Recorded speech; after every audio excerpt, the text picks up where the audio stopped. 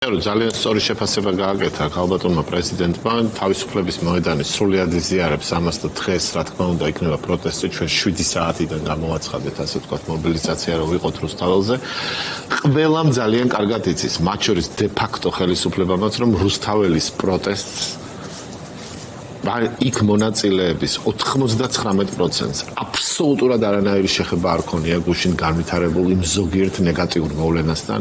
ეს არის ყველასთვის ძალიან კარგად ცნობილი და აქედან გამომდინარე დისკრედიტირება იმ ხალხის, რომელიც ამდენი ხანია ესე თანმიმდევრულად და მე ვიტყოდი გმირულად აპროტესტებს იმას, რასაც ქართული ოცნება შეადის, იმიტომ რომ მეორე მხრიდან ხანდახან ისმის ესეთი უაზრო კრიტიკა, რომ თითქოს ეს არის რუსთაველზე სეირნობა და ასე შემდეგ.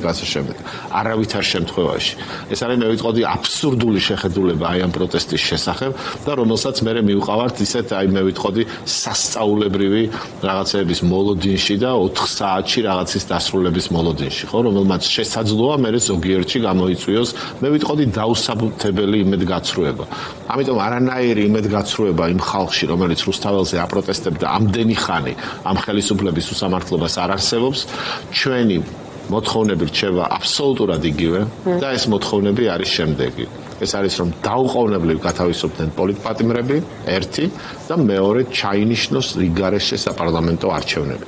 ეს არის და ეს დარჩება მუდამ ეს კრიზისი თლიანად შექმნილია ქართული ოცნების მხრიდან.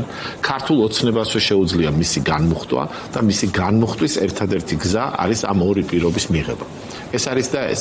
აქედან გამომდინარე არანაირი ან კომპრომისი ან რაღაც ეჭვი იმის თაობაზე რომ თქვათ რომ გამოვალთ ვინმე არ მოგცხოს შირქი რომ ჩვენ რაღაც იმის ნაწილი ვართ აბსოლუტური სისულელეა და ეს ძალიან კარგად იცის ყველგან და ამიტომ დღესაც პროტესტი გაგრძელდება ზუსტად ისე როგორც იყო. მანამ და მე ვიცი აი ხომ არის ხოლმე რომ აი ხანდახან ერთი დღე გამოდიხარ და მე მეორე დღე შეიძლება არ გამოხვიდე.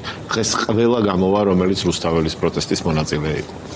ხო, ну, აქ ფსონი მაღალია, იმიტომ რომ რეჟიმმა აშკარად გადაწყვიტა, რომ ახლა აქვს ის ფანჯარა, როცა უნდა მოსპოს ეს ყოველდღიური გადაკეტვის პრაქტიკა, თუნდაც დროებით და ძალიან მუხარანარევი გზავნილებიც არის, ხო, შინაგან საქმეთა სამინისტროდან, რაც გათვლილია ცხადია ამ სუსხავ ეფექტზე, რომელიც უნდა დაემატოს იმ ფრუსტრაციას, რაც გუშინ იყო, თუმცა ცხადია დღეს არც იწყება და არც მთავრდება არაფერი, მაგრამ აი რომ ვისაუბროთ ამ მე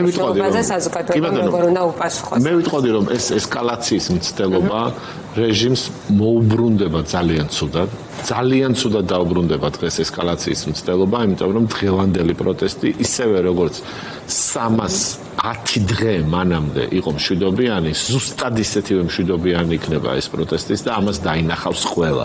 რეჟიმი ჯერჯერობით ვერ ახერხებს იმას, რომ შეზღუდოს ან გადაღება, ან ჟურნალისტები და ამიტომ ჩვენ ყველაფერს დავინახავთ იმას, თუ რეჟიმი გამოიყენებს არაპროპორციულ ძალას, რასაც ის ხშირად იყენებს, დავინახავთ იმას, რომ გამოიყენებს ჩვენი ფულით დაქირავებულ ბანდფორმირებებს ჩვენსავე წინააღმდეგ, ხო?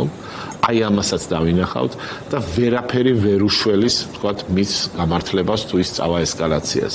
ეს არის და ეს რეჟიმმა ძალიან კარგად უნდა იცოდეს, მათ არანაირი საფუძველი ეიფორიის არ გააჩნიათ, მით უმეტეს გუშინდელი არჩევნების შედეგიდან გამომდინარე. გუშინდელი არჩევნების შედეგები ეს არის კატასტროფა რეჟიმისთვის. ეს არის რეჟიმისთვის კატასტროფა და აი რაც შეეხება შინაგან საქმეთა სამინისტროს, ეს არის აი დროს და იმას აცდენილი, ასე ვთქვათ, ბლეფი და მუხარა, რომელიც ორიენტირებულია იმაზე, რომ თითქოს აი თავისი მომხრეები დააჯეროს იმაში, რომ სამართლიანად დაჩაგრავენ იქ მყოფ თქვათ ახალგაზრდებს, ქალებს და ნებისმიერ. იქ ჩაუფრინეს AI-ით რაღაც გენერირებული დიალოგების და ასე შემდეგ. მართლაც თითქოს აი მათ მიმართ რწმენა ისინი რაც საქვეყნებენ იქ სუსის ბრიფინგები თუ ასე შემდეგ, უფრო საკუთარ ამომრჩეველს მიემართება, იმიტომ რომ იქაც იგრძნობოდა მათი პრობლემები, დისკომფორტი პოლიტიკურ პატიმრების და ბევრ სხვა საკითხთან დაკავშირებით და გამგზავრდი კრიზისის, ხო, არავის არ მოსწონს, მხარს უჭერდეს არალეგიტიმურ ხელისუფლებას.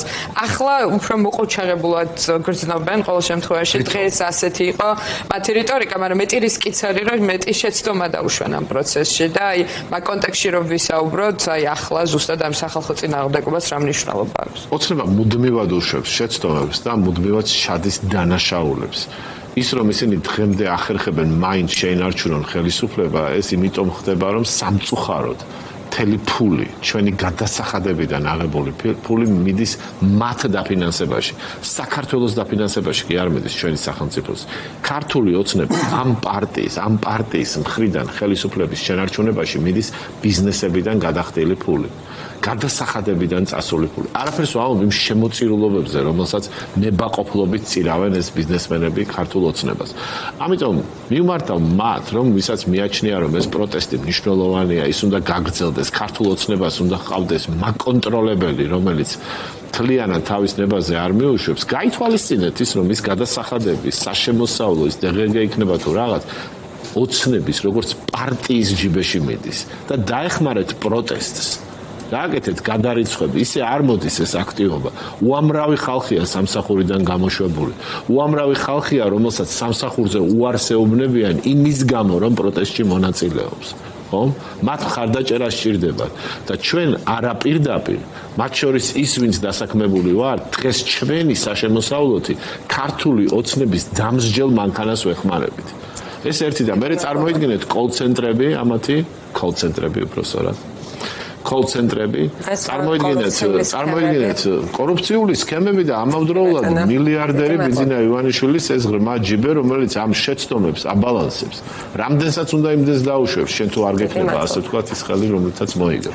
ამიტომ უნდა გამოვხიზდეთ ყველა და მივიღოთ ის გადაწყვეტილებები, რომელიც რეალურ ძალისხმევას შეაძლებინებს პროტესტს.